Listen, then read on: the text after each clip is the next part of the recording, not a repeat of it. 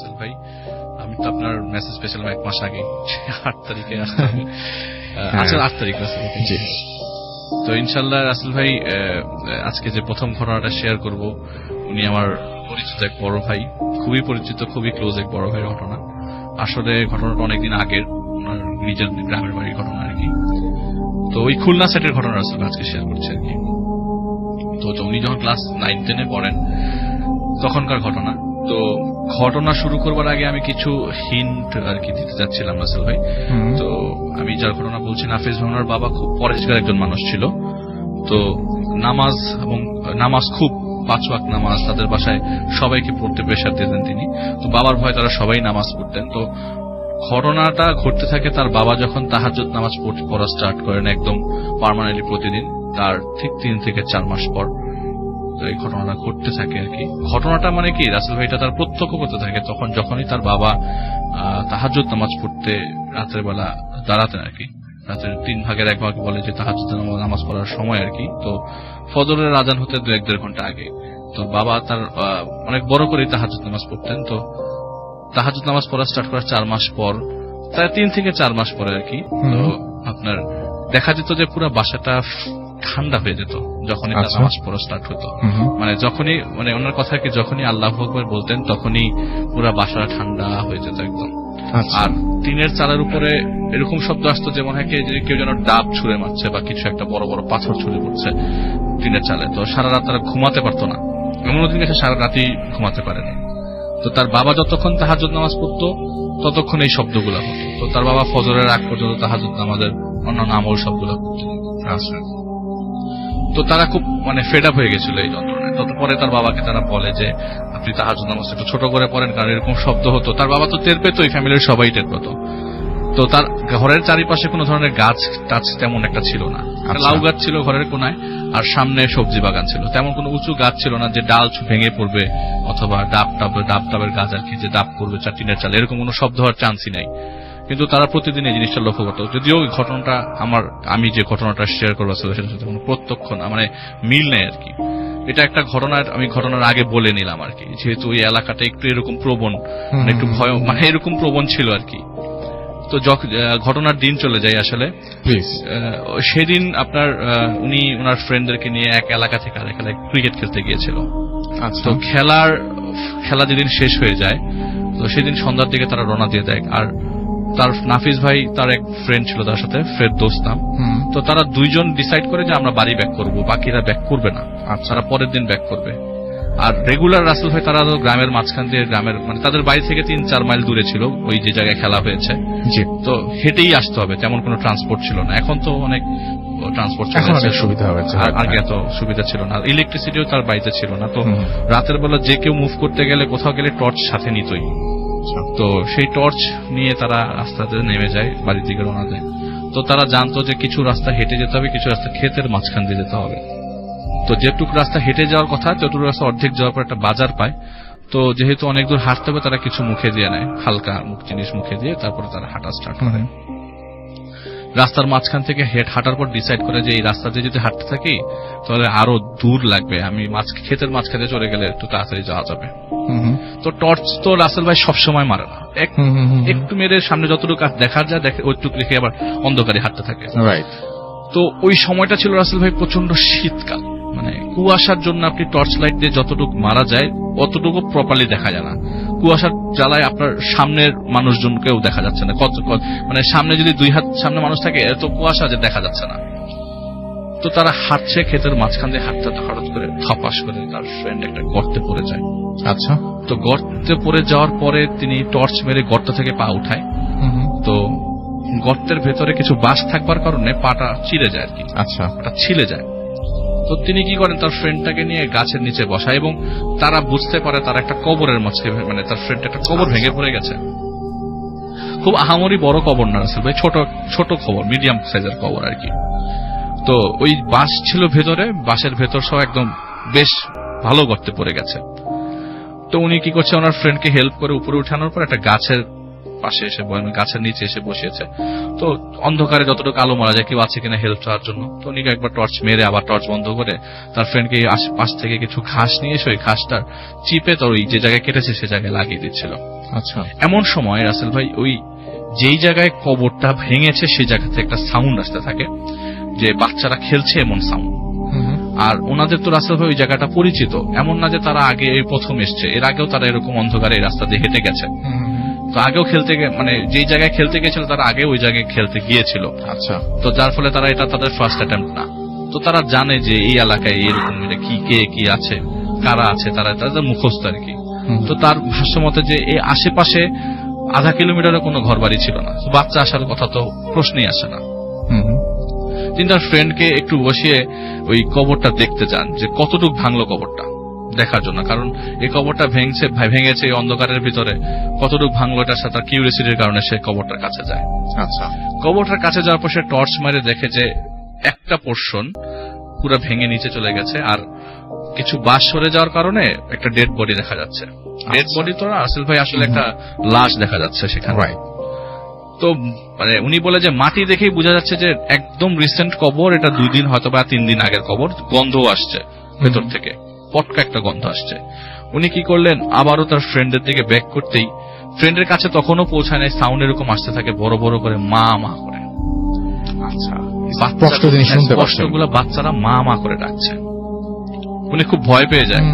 ভয় পেয়ে যাওয়ার পর চিৎকার, রাসেল ভাই আসলে ওই জায়গাটা বসে তিনি চিৎকার দেওয়া স্টার্ট করে যে কেউ আছে কিনা, হেল্প করেন আমাদের।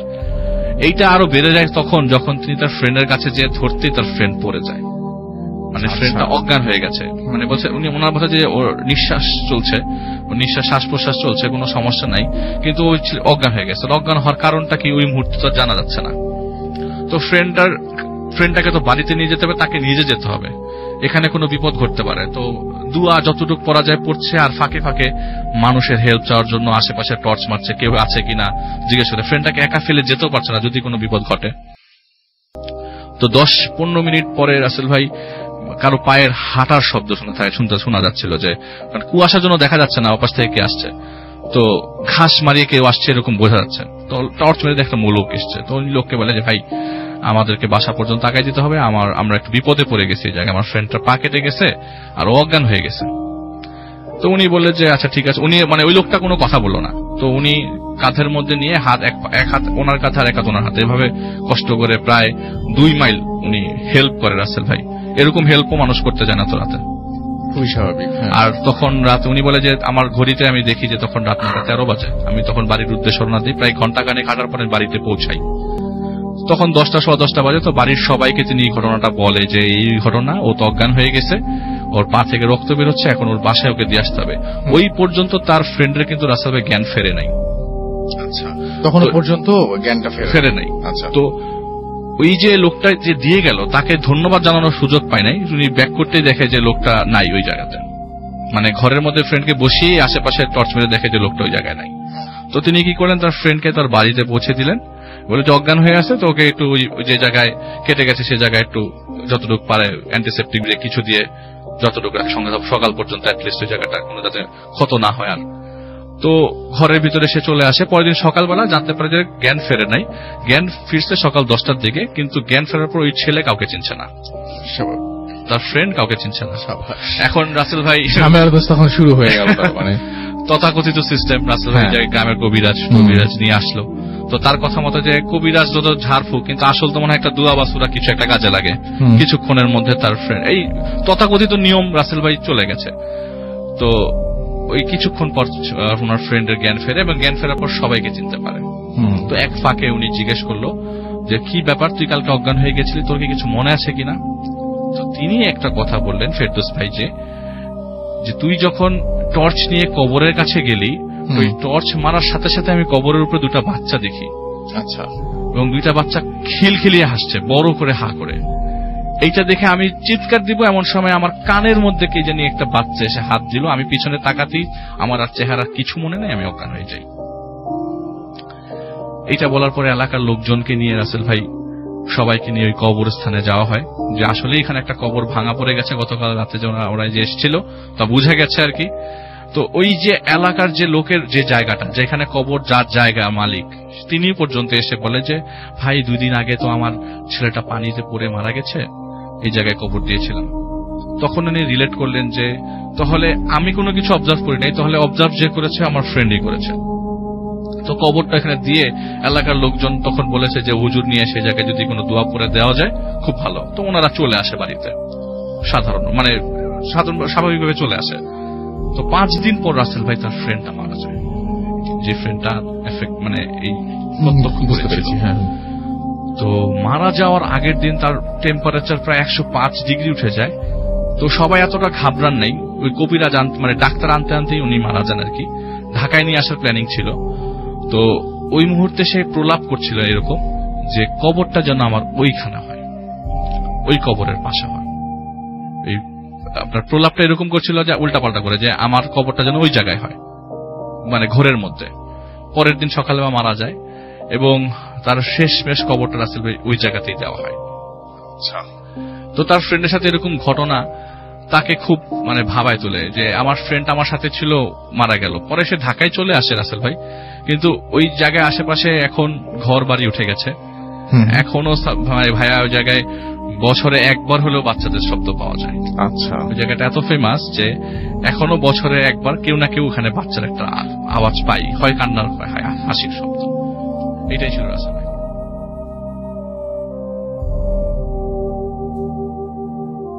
আসসালামু আলাইকুম সবাইকে, আবার আরেকটি ঘটনা নিয়ে হাজির হলাম।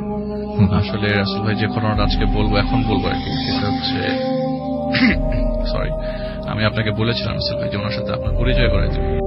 উনি আমাদের এলাকারই এক মসজিদের মুয়াজ্জিন আর কি। তো তিনি তার গ্রামের বাড়ির একটা ঘটনা আমাকে মসজিদে থাকা অবস্থাতেই বলেন আর কি। আচ্ছা, সরি। তো ঘটনাটা 1985 সালে যখন তিনি হিফজ কমপ্লিট করলেন, মাত্র কমপ্লিট করে আসলে তিনি বড় হয়েছেন এতিমখানার মসজিদ মাদ্রাসায় আর কি। তো এতিমখানার মাদ্রাসায় বড় হওয়ার কারণে তার ওই এলাকাতে তো তার জন্ম। তো ওইখানকার এতিমখানার মাদ্রাসায় হিফজ কমপ্লিট করার পরে সে ওইখানকার রিজনে একটা মসজিদে থাকার সুযোগ পায় আর কি, এলাকার লোকজন থেকে বলে। তো সেই মসজিদে থাকার পরে তো সে মসজিদে থাকতো, পরিষ্কার করতো, মসজিদে আজান দিত, সাধারণ কাজকর্মগুলো করতো, আর নিজে থাকতো একটা কর্নারের রুমে। তো মসজিদটা একতলা, তো ছোট মসজিদ আছে, খুব বেশি বড় মসজিদ না। সরি, আমার কথা বলতে একটু কষ্ট হচ্ছে, কাশি আসতে পারবো। আচ্ছা, আমরা কি একটু অফ করে তাহলে? হ্যাঁ, আচ্ছা, ঠিক আছে। তো যাই হোক, আমরা যেটা বলছিলাম আর কি, একটু কষ্ট হচ্ছিল। তো সিডনিতে এখন সকাল, তাই না, ভোরবেলা। তো এরকম অনেক এক এক জায়গায় এক এক রকম, এবং সেই মুহূর্তে আপনারা যখন দেখেছি অ্যাপ দিয়ে শুনছেন, অকল্যান্ডে এখন একদম সকালবেলা। তো এবং অনেক জায়গায় স্যাটারডে বাংলাদেশের মতো হয়ে গেছে, অনেকে এখনো ফ্রাইডে আছে। তো যাই হোক, আপনারা যারা শুনছেন আমাদের সাথে আছেন তাদেরকে অনেক অনেক অনেক অনেক ধন্যবাদ। আমরা যাচ্ছি আবার সরাসরি ঘটনায়। আমাদের সঙ্গে আছেন সরি রাসেল ভাই, ইন্টারাপ্ট করার জন্য। No problem. তো সেই ওই মসজিদটা পরিষ্কার করতো, মসজিদের আশেপাশে ঝাড়ু দিত, আর এলাকার খুব আহামরি অনেক মানুষও থাকতো না। এলাকার খুব বেশি একাত্তর নামাজ হতো না, ঈশার নামাজের ওয়াক্তে, তো খুব অল্প মানুষজন আসতো। তো এই এলাকার মসজিদের ভেতরে মুয়াজ্জিন আর উনি আজান দিত, ইমাম যে নামাজ পড়তো মোস্ট অফ দ্য টাইম, সে ওই এলাকার হওয়ার কারণে তার নিজের বাড়িতে থাকতো। তো মসজিদে বলতে গেলে সে একাই থাকতো, আর একটা বাচ্চা ছেলে ছিল তার সাথে থাকতো আর কি। তো সেই বাচ্চা ছেলেটা ওই দিন ছিল না। তো সে ওই দিন যেদিন ঘটনা ঘটে সেদিন রাতের বেলা, তো প্রচন্ড গরম রাসেল ভাই সেই সময়। তো সে কলাপসিবল গেট বন্ধ করে মসজিদের যে রুমটা তাকে দেওয়া হয়েছে থাকার জন্য, সেই রুমটা আর কি শুতে যায় আর কি। তো ঘুমানোর এক পর্যায়ে সে শুয়ে পড়ে। এমন সময় তাদের মেইন যে গেটটা আছে, সেই মেইন গেটটা দিয়ে মেইন গেটটাতে কি জানি বাড়ি দিচ্ছে আর কি বারবার। তো প্রথমে বোঝা যাচ্ছিল না কে বাড়ি দিচ্ছে। তো উনি টর্চ নিয়ে ঘর দরজা খুলে গেটের কাছে যেতে দেখে যে একটা মহিলা হাঁপাচ্ছে এবং চিৎকার করে কান্না করছে। জিনিসটা তার কাছে একটু অকওয়ার্ড লাগে যে এত রাতে, রাত তখন গভীর। উনি এক্সাক্ট টাইমটা উনি আমাকে সঠিকভাবে বলতে পারেন নাই, তারপর উনি বলছেন যে 11টার পরে তো অবশ্যই। তো এত গভীর রাত ওই জায়গায় রাসেল ভাই ঘটনাটা ফেরির অনেক আগের ঘটনা। তো ওই মুহূর্তে যে জায়গার ঘটনা তিনি বলছেন সেই জায়গায় তিনি কারেন্ট ছিল না, ইলেকট্রিসিটি ছিল। তো টর্চ নিয়ে উনি মহিলাকে দেখতে পারেন খুব কান্না করছিল। তো গেটের কাছে যেতেই বলে, কি সমস্যা, এত রাতে আপনি নক করেছেন কেন? তো বলল যে আমার হাজবেন্ড তো অনেকক্ষণ ধরে কথা বলছে না, আর আমার স্বামী অনেকক্ষণ ধরে কথা বলছে না, নিথর অবস্থায় পড়ে আছে, নিঃশ্বাসও নিচ্ছে না, কাউকে কাছেও পাচ্ছি না, আপনি একটু আমার সাথে আবার বাড়িতে চলেন। আচ্ছা, সরি। তো উনি কি বললো যে এত রাতে, তো উনি আসলে কোনো কিছু বলার চান্স পেল না, কারণ একটা মহিলা এরকম ভাবে হেল্পলেস অবস্থায় এসছে। তো তিনি বলে যে আচ্ছা ঠিক আছে, উনি চলেন যাই। তো উনি ওনার ঘর থেকে একটা পাঞ্জাবি পরে উজু করে আবার বের হয়ে মসজিদ থেকে আর কি। তো বের হয়ে মহিলার সাথে হেঁটে হেঁটে যাচ্ছে, তো ওনার কাছে মনে হচ্ছে যে নিথর দেহ হয়তোবা মারা যেতে পারে, তো মহিলার সাথে হাঁটছে। রাসূল ভাই মহিলা কান্না কান্না চোখে ভারাক্রান্ত অবস্থায় তাকে পথ দেখিয়ে দেখিয়ে নিয়ে যাচ্ছে। রাসূল ভাই হাঁটাটা খুব বেশি দূর, কত দূর হলো আপনি কতটুকু চিন্তা করতে পারেন, 10 মিনিট 15 মিনিট, প্রায় ঘন্টাখানেক হয়ে গেছে উনি হেঁটেই যাচ্ছে ওই মহিলার সাথে। মহিলা প্রায় 10 কদম আগে তার থেকে এবং সে 10 কদম পেছনে। তো মহিলাকে বারবার জিজ্ঞেস করছে যে আসলে আপনি আমাকে নিচ্ছেন কোথায়, আপনার বাড়ি কত দূরে? এই রাস্তা একটু অচেনা মনে হচ্ছে, আর এই এলাকায় আমার জন্ম, এতদিন ধরে এখানে আছি, রাস্তাঘাট তো সব মুখস্থ, কিন্তু এইরকম রাস্তা তো আগে দেখিনি। তিনি বললেন যে না, আমার একটু সামনে একটা নদী আছে, নদীটা ক্রস করলে আমার বাড়ি। বলে নদী তো আমি আসলে যতদূর হেঁটেছি এর মধ্যে কোনো নদী নাই, নদী অন্য পাশে, এই পাশে তো কোনো নদী হওয়ার কথা না। কিন্তু এইটা তিনি মহিলাকে বলেন নাই, তখন পর্যন্ত মহিলাকে বলেন নাই যে এখানে আশেপাশে কোনো নদী নাই। তার কাছে শুরু থেকেই, খাদেম সাহেবের শুরু থেকেই তখন মনে হতে থাকে যে কিছু সমস্যা হতে পারে।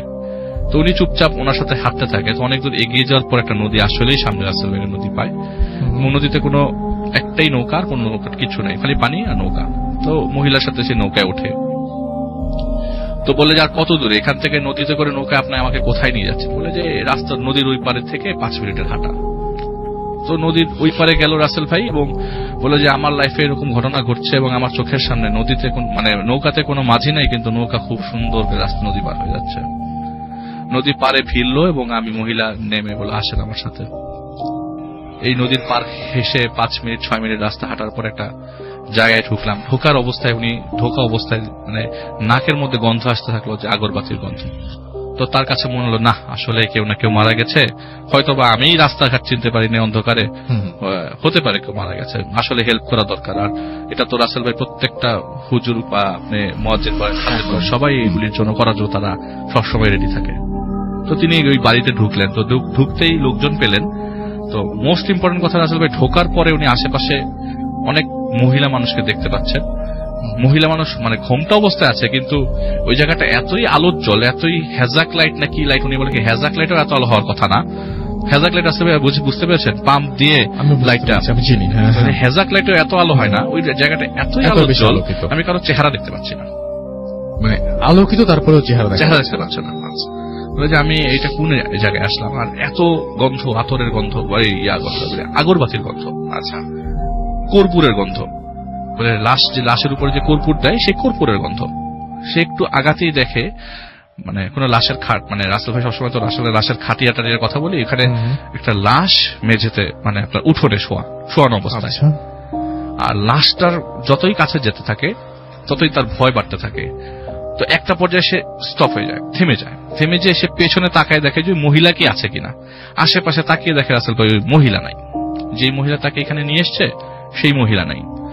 আর লাশের দিকে ওই লাশের দিকে তাকাতে গিয়ে দেখে যে ওই লাশটার মাথা নাই, কিন্তু পুরা বডিটার উপর যে কাফনের কাপড় আছে, মাথার সাইডটা তো রাস্তাতে বোঝা যায় যে এই সাইডটা মাথা। আলো তো অনেক আলো ওই জায়গাটায়, কিন্তু কারো চেহারা দেখা যাচ্ছিল না। কিন্তু ওই লাশের চারিপাশে যে 4-5 জন লোক দাঁড়ানো, তাদের চেহারা দেখা যাচ্ছিল এবং তাদের সবার চেহারা সেম। যে 4-5 জন লোক দাঁড়িয়ে আছে তাদের সবার চেহারা একই রকম দেখতে। এখন উনি বললেন যে আমি এখন জিনেদের পাল্লায় পড়েছি, এখান থেকে আমার বাঁচার একটা মাত্র উপায় চুপ করে থাকা। এখন যদি আমার ঘাড় মোটকে দেয় আমি কিছু করতে পারবো না, এখন যদি আমাকে পানিতে চুপ দিয়ে দেয় আমি কিছু করতে পারবো না, কারণ জিনদের ওইসব করার অভ্যাস আছে। আর ওই সময় জিনিসগুলা লোকজন মানত, আর সে মনে মনে দোয়া পড়ছে আর বুকের মধ্যে ফুটেছে। এমন সময় ওই 4-5 জন লোকদের মধ্যে একজন ইশারা করলো তাকে গোসল করা। আর ওনার পাশেই, ওনার সামনেই আরো 2-3 জন লোক ওই উঠোন থেকে এসে কবর খোঁড়া শুরু করলো ওই জায়গাতে, লাশটার ঠিক পাশে কবর খোঁড়া হয়ে গেল। এবং কবরটা নর্মাল যে হাইট আছে 3.5 হাত, তার থেকে অনেক বড়, আছে একটু বেশ বড় কবর, কোন বাঁশের চাটাই কিচ্ছু না। দেখলাম কবরটা হলো, আমাকে গোসল করাতে বললো। তারা লাশটাকে আলাদা করে উঠাই নিয়ে গেল একটা রুমের ভিতরে, একটা ঘরের ভিতরে নিল, এবং সে চারিপাশ দিয়ে দেখলাম যে শাড়ি টাইপের কাপড় টাপড় দেওয়া আছে। আমি লাশটাকে গোসল করালাম যেই ওয়েতে আমরা মুসলিমরা যে আমাদের মুদ্দাদের গোসল করে। আচ্ছা, কিন্তু ওই লাশকে গোসল করানোর সময় সে যেটা লক্ষ্য করলো, না লাশের পাটা পচে গেছে এবং পা থেকে অনেক পোকা বেরোচ্ছে ওই সময়। আচ্ছা, তো উনি পোকাগুলা পরিষ্কার করার চেষ্টা করলো, পোকাগুলা নড়ছে তার সামনে। আর সে তো রাসেল ভাই মনে করেন ওনার মতো লোক সাহসী মানুষ দেখে টিকে ছিল, আমার মতো লোক হলে ওই জায়গায় পড়ে যেতাম, এমন হয়তো পারো নাও বেঁচে থাকতে পারতাম, মানে আমার মতো আমি এত ভয় পেয়ে যেতাম আমি দেখার পর। তো সে পোকাগুলো পরিষ্কার করছে এবং গন্ধ আসছে, তো সে তাড়াতাড়ি গোসল করানোর পরে লাশটা পেঁচিয়ে ফেলার পর লোকজন আসে এবং ওরা অটোমেটিক বুঝে যাচ্ছে যে ভেতরে গোসল করানো হয়েছে। উনি কাউকে কিছু বলেন, উনি ওনার মতো চুপ করেছিল, বলি দেখছে, অবজার্ভ করছে। লাশটা কোনো জানাজা হলো না, ডিরেক্ট কবরের ভিতরে নামিয়ে দিল। আচ্ছা, নামানোর পরে তাকে বলল এই মাটিগুলা ঢেলে দে, ইশারাতে বলল মাটিগুলা ঢেলে দে। তারা মাটির তিনি অনেক কষ্টে কয়েক টুক চেষ্টা করে সমান করতে পেরেছে। এখন কবরের শেপ করা তো যাবে না, যতটুকু মাটি ওই উঠানো ছিল ওগুলি নামিয়ে দিয়েছে, কোনো বাসার চাটাটাটি কিচ্ছু না, মাটি নামিয়ে দিয়ে সে একদম অজ্ঞান হয়ে পড়ে গেছে। এরপর তার কিছু মনে নেই আসলে। আচ্ছা, উনি যখন ঘুম ভাঙে তখন এক কৃষক তাকে ঘুম ভাঙায়। আচ্ছা, ঘুম ভাঙে তার জগের থেকে পানি নিয়ে, জগটা সে ঘুম থেকে ওঠার পর জগ দেখে, তো সে একটা ফাঁকা মাঠে একদম ক্ষেতের মাঝখানে শুয়েছিল। বলে আপনি এই জায়গায় শুয়ে আছেন কেন, কোথা থেকে এসছেন? বলে আমার বাড়ি তো এই জায়গায়। বলে এটা তো এখান থেকে 20 মাইল দূরে। 20 মাইল? 20 মাইল দূরে। আচ্ছা, আমার বাড়ি তো এই জায়গায়। বলে আমি এটা তো 20 মাইল দূরে। তো উনি বাড়িতে চলে আসে রাসেল ভাই, এরপরে আর ওইখানে থাকে না। ওই মহিলা যদি আবার এসে ডিস্টার্ব করে তো সে ঢাকায় চলে আসে, ঢাকায় না, এরপরে সে ফেনী থেকে এসে চলে আসে নারায়ণগঞ্জে। তো পরে সে ঢাকায় আসে, এখন সে আমাদের এলাকায় আছে আর কি। আমি আপনাকে বলেছি তার সাথে আপনার পরিচয় করিয়ে দিব। মজার বিষয় রাসেল ভাই, তার এইটাই একটা ঘটনা না, আরো ঘটনা আছে, তিনি আমার সাথে এখনো শেয়ার করেন, আমরা শুনতে চাই সেগুলো। এবং তার সাথে ঘটা এসব ঘটনাগুলো তাকে হুজুরি বলেছে তার সাথে ঘটবে, হুজুরি বলেছে তার সাথে এসব ঘটনা ঘটবে। তো বলেছে যে আমি সময় পেলে আবার এসে সে ঘটনাগুলো বলে যাবো ইনশাআল্লাহ। এইটুক বলেছে রাসেল ভাই, এটা এসে শেয়ার করবো।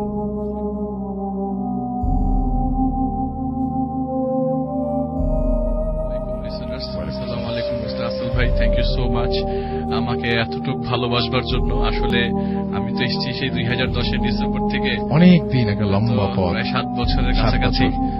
রাসেল ভাই আসলে সত্যি কথা, অনেকদিন ধরে তো জন্মদিন পালন করি, কতগুলো জন্মদিনই আমার গেছে, কখনো এরকম ভাবে জন্মদিন পালন হয় নাই। ফ্যামিলি সবসময় জন্মদিন পালন করতো, আজকে ভূত এফএম করলো, তো ওয়ান কাইন্ড অফ ভূত এফএম আজকে ফ্যামিলির মতো কাজ করে। ভূত এফএম সবসময় আপনার ফ্যামিলি ছিল এবং ভূত এখনো এফএম আছে রাসেল ভাই সবসময়। শুরু থেকে আমি কেন জানি ভূত এফএমের প্রতি এতটা অ্যাটাচমেন্ট চলে এসছে, আপনাদের প্রতি একটা অ্যাটাচমেন্ট চলে এসছে, এবং সেই শুরু থেকে আমরা একসাথে, তাই না? একদম হয়ে গেছে রাসেল ভাই। মানে আজকে দিন পর্যন্ত রাসেল ভাই কেন জানি নিজেকে আজকে বিকাল থেকে খুব ইমোশনাল লাগছে যে এতদিন পর্যন্ত এই রেডিওর সাথে আছি, এই রুমটাতে বসে ঘটনা বলছি, আপনাদের সবার জন্য ঘটনা বলছি। সবাই আপনারা ঘটনাগুলো মনে রাখেন, ডেট মনে রাখেন, ঘটনা কোনটা বলেছি মনে রাখেন। রাসেল ভাই মানে আমি স্পিচ খুঁজে বের করতে যাচ্ছি আসলে আমি শ্রোতাদের উদ্দেশ্যে কি বলবো। থ্যাংক ইউ সো মাচ, আপনাদের সবাইকে খুবই ধন্যবাদ জানাতে যাচ্ছি। আসলে সবসময় ঘটনাই শুরু করে দেই, আপনাদের ধন্যবাদ দেওয়া হয় না। স্পেশাল একটা এপিসোড, সুতরাং সময় চেয়ে নিলাম, সেটাই আমি সবার উদ্দেশ্যে কিছু থ্যাংক ইউ সবাইকে জানাতে চাই। শুধু ঢাকা না, বাংলাদেশের কোনায় কোনায় সবাই অনেক উৎসাহ উদ্দীপনা নিয়ে ঘটনাগুলো রাতের বেলা শোনেন, কেউ ভয়ে শোনেন, কেউ খুশিতে শোনেন, কিন্তু শোনেন তো অবশ্যই। থ্যাংক ইউ সো মাচ, সবাইকে অনেক ধন্যবাদ। আজকে ভূত এফএম এর স্পেশাল এপিসোডের জন্য একটা ঘটনা নিয়ে এসেছি। আসলে রাসেল ভাই, আমরা যেসব ঘটনা আমি নিয়ে আসি আজকে পর্যন্ত তো বহু এপিসোডে এসেছি, ভালো এপিসোডে, ভালো দিনে এসেছি, কোন স্পেশাল এপিসোডে এসেছি, সবসময় আপনি আমাকে ডেকেছেন। তো আমি যেসব ঘটনা বলেছি সেসবের দেখা যায় যে রেজাল্টটা এসছে একটু ডিফারেন্ট ভাবে, মৃত্যুগুলো হয়েছে একটু ডিফারেন্ট ভাবে, কাটা ছেঁড়া, রক্ত, কত কিছুই তো এসছে রাসেল ভাই আমার কাছে, আমি শেয়ার করেছি এখানে। কিন্তু আজকের যে ঘটনাটা বলবো রাসেল ভাই, যেটা এখন বলতে চাচ্ছি, সেই ঘটনাটা একটু ডিফারেন্ট, একটু আলাদা। হয়তো ঘটনাটা মৃত্যু নিয়ে, হয়তো ঘটনাটার আদলে আমরা কিছু জানতে পারবো না, কি হয়েছে, কিভাবে হয়েছে। আমরা শুধু একটাই জানবো, একটা জিনিস হয়েছে, সেটা হচ্ছে মৃত্যু। আচ্ছা, ওকে, তাহলে আমরা ঘটনায় যাই। ঘটনাটা শোনার জন্য আমি অধীর অপেক্ষায়। আমরা অফের একবার শুনলাম এবং সেখানে সবাই প্রশংসা করছেন, আমি বললাম যে খুব ভালো হয়েছে, বাবু ভাই বলছিলেন যে চমৎকার ঘটনা, সবাই খুব এক্সাইটেড আমরা এই ঘটনা নিয়ে। আশা করছি আপনাদের অনেক বেশি ভালো লাগবে। চলুন যাই ঘটনা। রাসেল ভাই, আজকে যে ঘটনাটা শুরু করবো, ওনার নাম হচ্ছে আব্দুর রশিদ। তো রশিদ সাহেব আসলে 1995 সালে ওনার ওয়াইফকে হারান, ওয়াইফ মারা যান ক্যান্সারে। তো ওনার এক ছেলে থাকতেন নিউ ইয়র্কে, আরেক ছেলে বাংলাদেশে থাকতো। তো উনি কি করেন, ওই ছেলের কাছে 1995 সালে চলে যান। তো ছেলের ওয়াইফ থাকতো, তো ওনারা বলেন যে তুমি নিউ ইয়র্ক চলে আসো। তো উনি চলে যায়, আমেরিকায় চলে যায়। আমেরিকায় যাওয়ার পরে প্রায় অনেক দিন সেখানে থাকেন। তো তার ফ্যামিলি বলে যে তার জন্য আমরা কোনো কিছু কমতি রাখি নাই, কোনো কিছুর অভাব হয় নাই, সে যা চেয়েছে তাই করেছি। এবং শুরু থেকে পর্যন্ত যতদিন পর্যন্ত তার শরীরের সক্ষমতা ছিল সে চাকরি বাকরি করার ব্যবস্থা করে দিয়েছে। তো 2013 সালের একটা দিন রাসেল ভাই, সেদিন প্রচন্ড শীত ছিল। তো উনি বাথরুমে যান, বাথরুমে যেয়ে পিছলে পড়ে যান। তো পড়ে যাওয়ার পরে ওনার নিচের নাম্বার 3, 4, 5 ভার্টেব্রা কলম থেকে আলাদা হয়ে যায়। তো সেই থেকে সে বিছানায় পড়ে যায়। প্রায় 1 বছর তিনি বিছানায় থাকেন এবং লাস্ট মোমেন্টে উনি ঘুমের মধ্যে মারা যান বাসার ভেতর। তো সবাই কিছু বুঝতে পারে না, কারণ প্রচন্ড ঠান্ডা, সেদিন বাসাতেই সবাই ছিল। তো উনি যখন মারা যায় তো লোকজন জড়ো হয়ে যায়, সবাইকে ডেকে নিয়ে আসে এবং সবাই খুব মন খারাপ করেন, যে কারণ ওই লোকটা ওই এলাকাতেও অনেক পরিচিত, সবার সাথে, শুধু মুসলিম না সবার সাথেই পরিচিত ছিল। তো লোকজন সবাই জড়ো হয়ে যায়। তো ওদিন রাতের বেলা সবাই বাসার ভেতরে থাকে, কারণ বাইরে প্রচন্ড স্নোফল হচ্ছিল। তো ভেতরে হিটার চালু ছিল। তো হিটার চালু থাকলে যে গরমটা থাকে, সবার মধ্যে একটাই জিনিস হচ্ছে যে এত গরম কেন, মনে হচ্ছে যে শরীর পুলে যাচ্ছে। মানে যে চৈত্রের খরতাপে সৌদি আরবের মাঝখানে যদি কেউ দাঁড়িয়ে থাকে রোদের মধ্যে, ঠিক একই গরম লাগছে। এত গরম তো লাগবার কথা না। তো যারা আত্মীয় স্বজন আসে, সবাই আশেপাশে যারা ছিল সবাই এসে কোরআন শরীফ পড়ছিল। তো সবার মধ্যে ডিসিশন হয় না, এটা এখনই ফ্রিজারে রাখতে হবে। রাসেল ভাই, আমি বলি যে বাংলাদেশে যদি নিয়ে আসতে হয়, ওনার একটা শেষ ইচ্ছা ছিল যে ওনার ডেড বডিটা বাংলাদেশেই দাফনস্থ যেন করা হয়। তো যেহেতু ওনার শেষ ইচ্ছা, তো সেই অনুযায়ী তাকে বাংলাদেশে নিয়ে আসতে হবে। তো চাইলেই তো বিদেশ থেকে বাংলাদেশে ডেড বডি নিয়ে আসা যায় না। তো এটার জন্য আপনাকে একটা প্রসেস করতে হয়, প্রসেসের মাধ্যমে যেতে হয়। তো যেহেতু মনে হচ্ছিল যে লাশের মধ্যে গন্ধ বের হয়ে যেতে পারে বা কিছু, তো লাশ হসপিটালের ফ্রিজারে রাখা হয়। তো যেদিন ফ্রিজারে নিয়ে যায়, রাসেল ভাই ফ্রিজারের দরজা খুলছিল না। ওই রুমের ভেতরে ঢোকে তার ছেলে, আর কেউ ঢোকে নাই। ফ্রিজারের যে ফ্রিজারটা তার জন্য লোকেটেড করা ছিল, ওই ফ্রিজারের দরজা খুলছিল না। তো এইটাকে রাসেল ভাই আমি খুব অস্বাভাবিক ভাবে নিচ্ছি না, খুলতেই নাও খুলতে পারে। তো অন্য ফ্রিজারে রেখে চলে আসে তারা। প্রায় 5 দিন লাগে প্রসেস করতে। তো 5ম দিন যেদিন ওনাকে বাংলাদেশে পাঠানো হবে, সেদিন হসপিটাল, তার আগের দিন হসপিটাল থেকেই ডেড বডিটাকে ভালো করে সুন্দর করে রাতের বেলায় গোসল করে, একজন বাংলাদেশি হাজি উনি গোসল করাতে পারতেন, ওইখানকারই পরিচিত তাদের। তো তিনি হসপিটালেই ডেড বডিটা গোসল করান। গোসল করানোর সময় তার সাথে হেল্প করেছিলেন তারই ছেলে সাইদ সাহেব, যার খরচে আমাকে ঘটনাটা পুরোপুরি বললেন। তো সাইদ ভাই পুরাটাই একসাথে ছিলেন। তো ডেড বডিটা যখন গোসল করানো হয়, তখন উনি যখন মারা যান, তখন মুখটা অনেক বড় করে হা করেছিল। এটার চাক্ষুষ চাক্ষুষ সাক্ষী শুধুমাত্র উনি না, মোটামুটি ওই এলাকায় যারা ওনার ডেড বডি দেখেছেন ওই মুহূর্তে সবাই দেখেছেন যে হা করা। তো হসপিটালে নিয়ে আসার পর এই হাটা বন্ধ করার চেষ্টা করা হয়, কিন্তু কিছুতেই হাটা বন্ধ করা যাচ্ছিল না। তো লাস্ট মোমেন্টে যখন কফিনে বডিটা ঢুকানো হয়, তখন যাতে মোটামুটি মুখটা বন্ধ থাকে, সেজন্য পুরো কাফনের একটা কাপড় টুকরো করে মাথার মধ্যে বেঁধে দেওয়া হয়। তো ওনার কাফনের কাপড় পরিয়ে ওনাকে প্রসেস করে গোসল করিয়ে কফিনটা ভালো করে সিল করে পরে এয়ারপোর্টে নিয়ে যায় তারা। এয়ারপোর্ট থেকে যখন প্লেনে উঠানো হয়, তো তারা প্লেনে উঠে যায় আর কার্গোতে ডেড বডি চলে যায়। রাসেল ভাই, কেমন যে একটা ডেড বডি কার্গোতে চলে যাচ্ছে, অথচ শত শত মানুষ প্লেনে ঢুকছে, কেউ জানে না একটা ডেড বডি নিচে আছে। তো সেদিন নিউ ইয়র্ক থেকে 3টা ডেড বডি ওইদিকে ওই প্লেনের উপরে ওঠে। 3টা ডেড বডি, 3টাই বাংলাদেশের। তো যার ডেড বডি যে মারা গেছে, তার অবস্থা তো রাসেল ভাই রীতিমতো মেন্টালি তারা আপসেট। তো তারা প্লেনে ওঠে, প্লেনে 3টা সিট কর্নারে। তো তিনি যে সাইদ ভাইয়ের কথা বলছিলাম, তিনি এতটাই আপসেট, তো সে খুব আপসেট হয়ে পড়ার কারণে তাকে বলে তুমি জানালার পাশ দিয়ে বসো, আর মাঝখানে তার ওয়াইফ বসে আর পাশে ওয়াইফের বোন বসে। তো এক পর্যায়ে সবাই যখন প্লেনে উঠে যায়, প্লেনের মধ্যে সবাই উঠে যায়, প্লেন তখন আস্তে আস্তে রানওয়ের দিকে যায়। রানওয়েতে যাওয়ার পরে লাস্ট মোমেন্টে যখন প্লেনটা টেক অফ করবে, প্লেনের ওটা কি বলে, পাইলট অ্যানাউন্স করলো যে we are ready for take off. এটা তখন পাইলট অ্যানাউন্স করলো যে এখনই শ্বাসটা দিবে। শ্বাসটা দেওয়ার 10 থেকে 15 সেকেন্ডের মাথায় রানওয়ের মাঝখানে যাওয়ার পথে প্লেনটা ব্যাক করে রাসেল ভাই। আচ্ছা, প্লেনটা ব্যাক করে আবার প্ল্যাটফর্মে চলে আসে।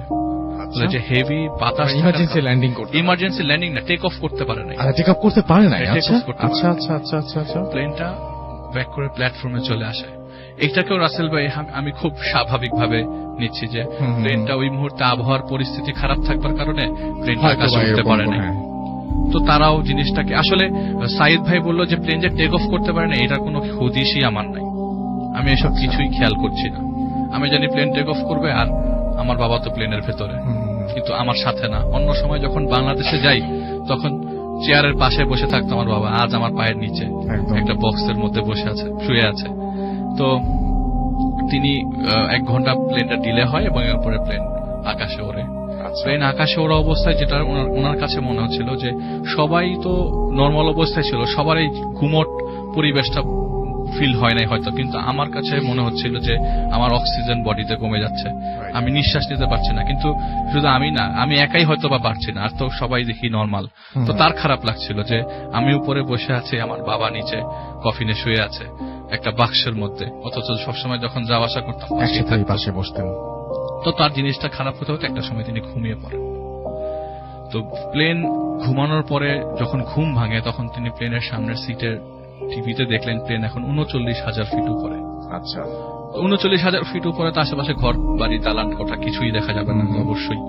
তো উনি জাস্ট একটা জিনিস জানালার দিকে অন্যমনস্ক হয়ে তাকাতেই দেখেন যে প্লেনের লাইট জ্বলছে এবং দূরে একটা সাদা আভা দেখা যাচ্ছে। আচ্ছা, খুব মানুষের একটা শেপের একটা আভা দূর থেকে দেখা যাচ্ছে, অন্ধকারের মধ্যেই দেখা যাচ্ছে। আকাশের মধ্যে মেঘের বাড়ি তো খাচ্ছে, কিন্তু দেখা যাচ্ছে ক্লিয়ারলি প্রপারলি। তিনি তাকিয়ে আছেন, তো অপলক দৃষ্টিতে তাকিয়ে আছেন। তার কাছে মনে হচ্ছিল কি এটা, কি ধরনের আভা। তো পরে তখনই তার ওয়াইফকে ঘটনাটা বললো যে আমি তো দূরে একটা আভা দেখতে পাচ্ছি, আমার জানি কেমন লাগছে। বলে যে তোমার এসব কিছু না, তুমি জাস্ট চেয়ারটা একটু বাঁকা করে শুয়ে পড়ো আর তুমি সিট চেঞ্জ করো। তাকে একদম কর্নারে, আবার এই জানলা থেকে উঠে একদম কর্নারের সিটটা দিয়ে দেয়। তো তিনি এক ঘুমে কিছুক্ষণ পরে যখন ঘুম থেকে উঠে দেখে যে 2 ঘন্টা 3 ঘন্টা পরে তারা মাঝখানে যেখানে ট্রানজিট পড়েছে দুবাই ল্যান্ড করবে। দুবাইয়ে নামার পরে এয়ারপোর্টের ভেতরে তাদের প্ল্যাটফর্ম নাম্বার পরে A24। তো নর্মাল প্ল্যাটফর্ম থেকে যাওয়ার পথে A24 বাংলাদেশের প্ল্যাটফর্ম। তো সেখানে যাওয়ার পথে তারা মাঝখানে হঠাৎ করে একটু বসে রেস্ট নিচ্ছিলেন। তো মন স্বভাবতই খারাপ, তিনি হঠাৎ করে দাঁড়িয়ে দূর থেকে কাকে যেন ইশারা করলেন। তার ভাষ্য মতে যে আমি দূরে একটা আভা দেখতে পাচ্ছি, কেমন যেন আমার দিকে ইশারা করছে। আর তার ওয়াইফ দেখলো যে তার হাজবেন্ড কাকে জানি ইশারা করছে। তারা দৌড়ে গিয়ে ওনাকে ধরে বলে, তুমি কোথায় আগাচ্ছ, তুমি এখানে বসো। সাইদ সাহেবকে বসিয়ে তার মাথার মধ্যে কিছুক্ষণ পানি ঢাললেন এবং তাকে নরমাল করে বসালেন। তো অনেকক্ষণ ট্রানজিট থাকার পর বাংলাদেশের উদ্দেশ্যে তারা রওনা হলেন। তো তার কথা হলো, ভাই আমি যখন নিউ ইয়র্ক টু দুবাই আসি আমার কাছে এতটা খারাপ, এত ঘুমট, এত খারাপ লাগলো, মনে হয় যে অক্সিজেনটা মাস্কটা খুলে এখন মুখে লাগাই। অথচ দুবাই থেকে বাংলাদেশ আসার সময় তার আর কোনো কষ্ট হচ্ছে না, একদম নর্মাল। তো তার কাছে মনে হয় যে যেসব জিনিস হচ্ছিল আমার সাথে সেগুলো নর্মালি ছিল। এগুলি তার মনের ভ্রান্ত ধারণা। আর বাবা মারা গেছে, স্বাভাবিকভাবে তিনি অনেক আপসেট। তো বাংলাদেশে নামার পরে তিনি তারা ওয়াইফকে বাংলাদেশে নামার পর আত্মীয় স্বজনের কাছে দিয়ে দেন এবং ডেড বডিটা আলাদা জায়গা দিয়ে, বলে যে ওনার কথা মতো যে আহারে লাগেজ গুলা কি সুন্দর আলাদা করে আসতেছে, আর ডেড বডিটা এত অবহেলার চোটে বাংলাদেশে এখানে ফেলে রাখে। আমার নিতে খুব কলিজা দূর দূর করছিল। আসলে রাসেল ভাই আমি হন্টেড কিছু বলছি না, কিন্তু ঘটনাটা একদম মনের কথা বলছি আর কি। তো ডেড বডি রিসিভ করে যখন তার মিরপুরের বাসায় নিয়ে আসা হয়, তো ডেড বডির কফিনটা তো খুব শক্ত করে অ্যাটাচ থাকে। তো অ্যাটাচমেন্টটা খোলার জন্য ডেড বডির কফিনটা ভেঙে ফেলতে হচ্ছিল। তো তিনি ভাঙানোর সময় পিছিয়ে একটু দূরে গ্যারেজের মধ্যে বসেছিল, তাদের নিজেদের বাড়ি, সেই গ্যারেজে বসেছিল। তো ডেড বডির কফিনটা খোলানোর পর ডেড বডিটা আস্তে করে ডেড বডি থেকে কফিন থেকে বের করে বাংলাদেশের যে মসজিদের খাটিয়া আছে সেই খাটিয়ার মধ্যে শোয়ানো হয়। তো কফিনের যেহেতু আত্মীয় স্বজন সবাই জমে গেছে, সবাই লাশ দেখতে এসছে, তো মাথার উপরের যে গিটটা সেটা খুলে দিয়ে ডেড বডি দেখানোর সময় তো ওই হু করতে করতে লোকজনের ভাষায় কথাবার্তা ভেসে আসছে, যেমন আহা কি সুন্দর চেহারা, কি সুন্দর হাসি, মরে যাওয়ার সময় মনে কোনো কষ্টই পায় নাই, একটা হাসি দিয়ে আছে। আর উনি কি করলো, দৌড়ে আসলো, কারণ উনি তো গোসলের সময় ছিল। ওনার বাবা তো হা করেছিল, হাসি দিয়েছিল না। উনি যখন দেখলো কফিন ডেড বডিটা, তখন দেখলো যে আরে বাবা দেখি পুরো হা করে আছে। তিনি সবাইকে বলতো, ভাই আমি যখন কফিন গোসল করাই আমি দেখি হা করে আছে, এখন দেখি হেসে আছে। আর সবচেয়ে ইম্পর্টেন্ট বিষয় রাসেল ভাই, চোখ দিয়ে কোনা দিয়ে একটু পানি বেরিয়েছে। চোখের মধ্যে সুরমা লাগানো ছিল, তো পানি যে পড়েছে সুরমার একটা ছাপ মানে রয়ে গেছে, যে পানি চোখ মানে লাশ কিভাবে কান্না করবে রাসেল ভাই, এটা হচ্ছে আসল কথা। কিন্তু চোখ দিয়ে পানি পড়েছে, মানে এরকম একটা শুকনো অবস্থা দেখা যাচ্ছে আর কি মুখের মধ্যে। তিনি সবাইকে বলতে থাকে, তো সবার মধ্যে একটা ভীত সন্ত্রস্ত অবস্থা সৃষ্টি হয়। সবাই খুব ভয় পেয়ে যায়, হ্যাঁ এটা কি বলে। লাশ দেখি চোখের পানি ফেলতে বলে যে আমি যখন লাস্ট মোমেন্টে প্যাক আপ করি, লাশ যখন গুছিয়ে ফেলি কফিনে উঠাই, তখন তো চোখটা পরিষ্কার ছিল। এখন এই চোখ দিয়ে পড়ে গেছে, কি বলে সুরমা গড়িয়ে পড়ছে কর্নার দিয়ে, চোখ দিয়ে পানি বেরিয়েছে, তো সবার পড়ছে, চোখ দিয়ে পানি পড়েছে। তো সবাই খুব ভয় পেয়ে যায়, বলে যে এই লাশ আর দেরি করা যাবে না, এটা খুব তাড়াতাড়ি কবর দিয়ে ফেলতে হবে।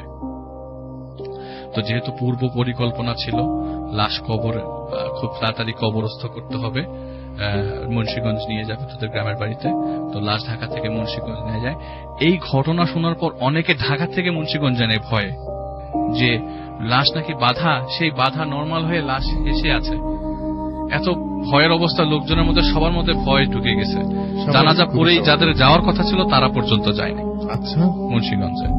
তো তারা মুন্সিগঞ্জ যায়, গ্রামের বাড়িতে যায়। গ্রামের বাড়িতে যে কবর দেয় দাফন করার সময়, তো কবরে নামতে হয় ছেলেকে। তিনি ছেলে আর তার এক ভাই ছিলেন, একটু স্বাস্থ্য থাকবার কারণে তিনি আর নামে নাই, তার চাচা নেমেছেন। তো লাশ যখন কবরে নামানো হয়, পশ্চিম দিকে মুখটা একটু কাত করে দেওয়া হয়। তো মাথাটা কাত করেছেন তিনি নিজেই, সাইদ সাহেব নিজেই। তো কাজ করার সময় তার মনে চায় যে বাবাকে শেষবারের মতো একটু দেখে নিব।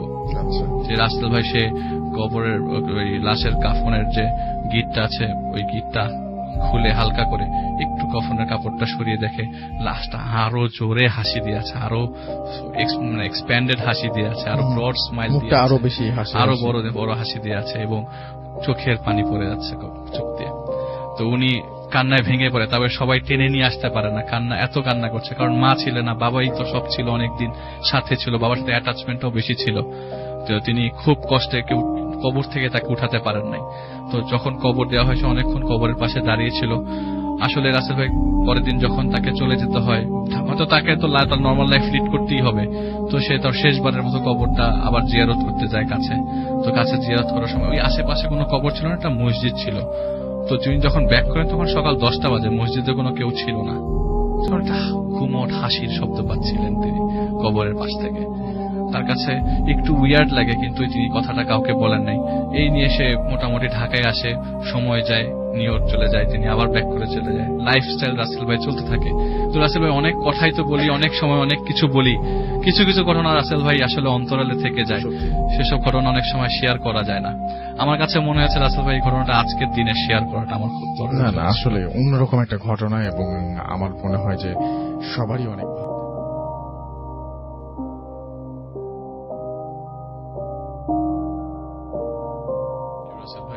আমার দ্বিতীয় ঘটনাটি হচ্ছে একজন মর্গের দারোয়ানের।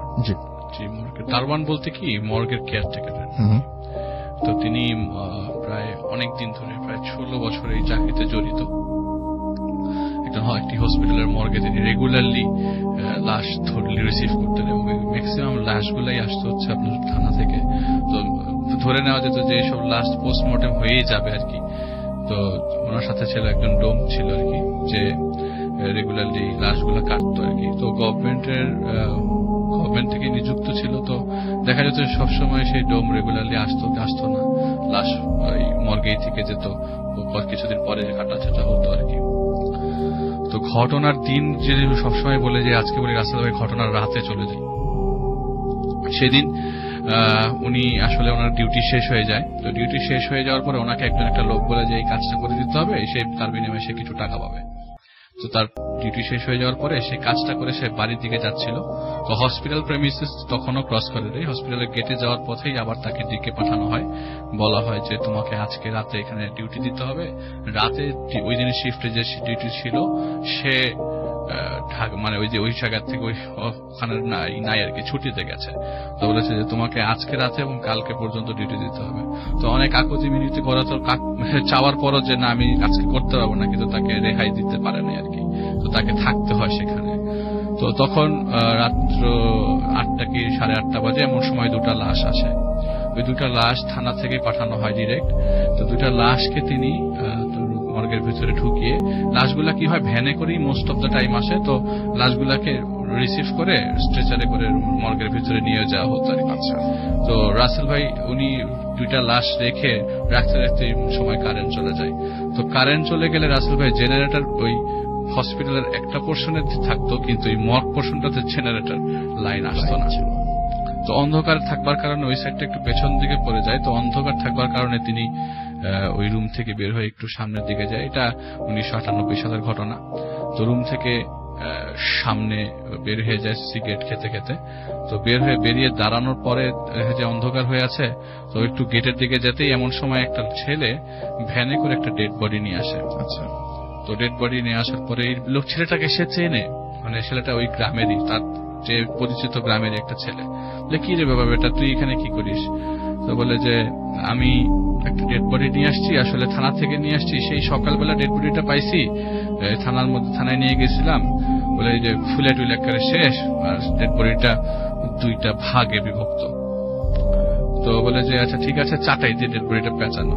ঠিক আছে তুই আমাকে হেল্প কর, মর্গের ভিতরে রেখে দিই। তো সামান্য একটু আলো দিয়ে মোটামুটি একটা কপি কোথার থেকে যেন অ্যারেঞ্জ করে নিয়ে এসে কপিটা বলেছে আবার দিয়ে আসতে হবে। তো কপিটা দিয়ে এসে মর্গের ভিতরে লাশ রেখে সে আবার কপিটা ওই জায়গায় দিয়ে এসে বলে ঠিক আছে তুই চলে যা। বলে যে আপনি ডেড বডিটা রেখে গেলাম, এখন কথা হচ্ছে যে আমি তো ডেড বডি নিয়ে আসছি, এই অন্ধকারের ভিতরে আমি তো বাড়িতে যেতে পারবো না, আপনি যদি পারেন আমাকে একটু আগায় দেন। তো দেখলো যে এখন ইলেকট্রিসিটি আসে না, ভিতরে তো বাইরে দাঁড়িয়ে থাকতে হবে, তো ওর একটু বাড়ি পর্যন্ত আগায় দিয়ে আসি। তো ওই হসপিটাল থেকে তার বাড়ি পর্যন্ত যেতে প্রায় 2 কিলোমিটার ম্যাক্সিমাম। তো হাঁটতে হাঁটতে কথা বলতে বলতে ছেলেটার প্রায় বাসা ওই যে জায়গায় নামিয়ে দেয় আর কি, সেই জায়গা থেকে ছেলেটার বাসা 2 থেকে 3 মিনিট। তো ছেলেটাকে বলছে তুই চলে যা, আমি ব্যাক করি। তো হসপিটালের দিকে সে রওনা দেয়, হাঁটা দেয়। তো হাঁটতে হাঁটতে প্রায় 5-10 মিনিট হাঁটার পরে তিনি দেখেন একটা মেয়ে বসে বসে কাঁদছে। তো মাঝখান দিয়ে একটা জিনিস স্কিপ করে গেছিল রাসেল ভাই, যখন এই ছেলেটা ডেড বডি নিয়ে আসে তো তখন উনি জিজ্ঞেস করে যে ডেড বডিটা কার? বলে যে ডেড বডিটা মেয়ের। তো জিজ্ঞেস করতেছে বয়স কত? বয়স 18 কি 19 হবে, আর ডেড বডিটা ফুল সেকেন্ড, আগে আনিস নাই কেন? বলে যে আরে কি বলবো, সকালবেলা থানায় নিয়ে গেছি, থানায় ডিউটি অফিসার নাই, তো এই ডেড বডি পড়েছিল একদম গরমের মধ্যে গলিত অবস্থা, গন্ধ বেরিয়ে যাওয়ার মতো অবস্থা আর কি, ফুলে গেছে ডেড বডিটা। বাই দিস টাইম রাত তখন 11টা বাজে। তো উনি বলল যে এই অবস্থার কারণে একটু ফুলে গেছে, আপনি একটু ভিতরে ঠিক মতো ঢুকান। তো ওই বাসায় ছেড়ে দিয়ে আসে, সে রাস্তার মধ্যে যাচ্ছিল, এমন সময় দেখে একটা মেয়ে কাঁদছে। আচ্ছা। তো বলে যে আপনার কোনো সমস্যা? তো বলে যে আমার বোনকে সকালবেলা বাসার থেকে আর খুঁজে পাচ্ছে না, তো জামাইয়ের বাসায় ছিল, সেই বাসার থেকে বের হয়েছে, এখনো বাসায় যায়নি, অনেক সারাটা দিন খুঁজলাম, বোনটাকে খুঁজে পাইনি।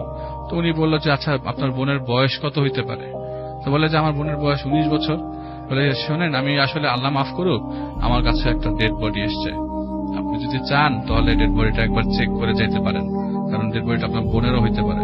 ডেড বডিটা বেওয়ারিশ, তো এখনো কোনো শনাক্তকারী আসে নাই। তো মহিলা বলে যে মহিলা তখনও কান্না করতে থাকে, তারও বেশি কান্না বেড়ে যায়। তখন উনি বললো যে আসলে আমার চাকরি তো 16 বছর, প্রথম অনেক মানুষজন কান্না করতো, তখন সান্ত্বনা দিতে যাওয়া সান্ত্বনা দিতে পারতাম না, এখন আর এগুলা তেমন একটা গায়ে লাগে না, লোকজন কান্না করে, কেউ ক্লেম করে এসে নিয়ে যায় শনাক্ত করে, কেউ শনাক্ত করে না, গভর্নমেন্টের টাকা পয়সায় দাফন করে দেওয়া হয়। তো ওই মহিলা তার সাথে হাঁটা ধরে ওই মহিলা হসপিটাল পর্যন্ত গেল। তখন পর্যন্ত কারেন্ট আসে, রাত তখন 12টার উপরে। আচ্ছা, 12:30টার কাছাকাছি। আর যেহেতু ওই যে বললাম গভর্নমেন্টের নিযুক্ত ডোম, কোন সময় আসে কোনো ঠিক ঠিকানা নেই, কখন আসে, রাত কখনো 3টার দিকে আসে, 4টার দিকে, কখনো 10টার দিকেও আসে একদম। তো ওই মহিলা প্রায় ঘন্টাখানেক ওয়েট করে ডেড বডিটা দেখবার জন্য। তো ইলেকট্রিসিটি না আসার কারণে ওই মর্গের ভিতরে আবার ঢুকে ডেড বডি দেখাবে, এই অন্ধকারের মধ্যে তো সম্ভব না, আবার কপি নিয়ে আসতে যাবে। তুই বলে যে আপনি এক কাজ করেন, ডেড বডি তো ভিতরে আজকে আপনি কোনোভাবেই নিতে পারবেন না, তো আপনি কালকে নিয়ে যান। তো বলে ওই মহিলা বলতেছে যে ভাই শোনেন, আসলে তো আমার কেউ নাই, আর আপনাকে একটা দায়িত্ব দিব, আপনি যদি ওনার শ্বশুর বাড়ি থেকে কেউ আসে, আপনি দয়া করে তাদেরকে ডেড বডিটা দিয়ে দিয়েন না, আমি না আসা পর্যন্ত। আর যদি সম্ভব হয় আমাকে একটু উপকার করেন ডেড বডিটা দাফন করবার জন্য, আমার কাছে তেমন টাকা পয়সা নেই। তিনি বলেন যে আসলে যদি কেউ শনাক্ত করে ফেলে তখন আর ডেড বডির প্রতি গভর্নমেন্ট তেমন একটা নজর দেয় না, তখন তাকেই নিয়ে যেতে হয়। তারপর আমি চেষ্টা করবো যেন আপনি দাফন করা যায়, যদি এটা আপনার বোনের লাশ হয়। তো উনি বলে যে আচ্ছা ঠিক আছে। তো এর মধ্যে ইলেকট্রিসিটি চলে আসবে, এমন সময় মহিলাটা হাঁটা দেয়, মানে আপনার ইলেকট্রিসিটি আসছে আর মহিলাটা তার রাস্তায় হাঁটা দিয়ে চলে গেছে।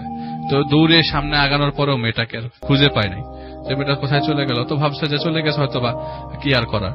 তো ইলেকট্রিসিটি আসার পর সে লাশগুলা মর্গের ভিতরে আবার সুন্দর করে স্ট্রেচার দিয়ে গুছিয়ে রাখলো, তাতে তার ওই ডোম আসলে যেন ইজিলি সব কাজ করতে পারে।